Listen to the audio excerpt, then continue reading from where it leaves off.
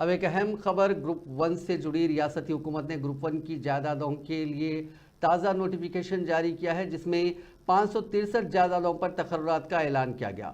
پیش رفت ویآرایس حکومت کی جانب سے گروپ 1 کی 503 جائیدادوں پر تقررات کے لیے گزشتہ سال جاری کردہ نوٹیفیکیشن کو منسوخ کر دینے کے چند گھنٹوں کے اندر ہی حکومت نے تازہ طور پر مزید 60 جائیدادوں کو اضافہ کرتے ہوئے 563 جائیدادوں پر تقررات کا نوٹیفیکیشن جاری کیا، اور امیدواروں سے خواہش کی گئی ہے کہ وہ 23 فروری سے ان جائیدادوں کے لیے درخواست فارم داخل کر سکتے ہیں۔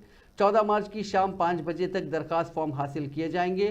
23 مارچ کی صبح 10 بجے سے 27 مارچ کی شام 5 بجے تک امیدواروں کو اپنی درخواست فارم میں ایڈٹ یعنی کریکشن کرنے کا موقع دیا جائے گا، جبکہ امتحان سے ایک ہفتہ قبل ہال ٹکٹ جاری کیے جائیں گے۔ تلنگانہ پبلک سروس کمیشن کی جانب سے یہ نوٹیفیکیشن جاری کیا گیا ہے، جس میں مختلف تفصیلات دی گئی ہیں۔ جو خواہش مند امیدوار ہیں وہ پبلک سروس کمیشن کی ویب سائٹ سے مزید تفصیلات حاصل کر سکتے ہیں۔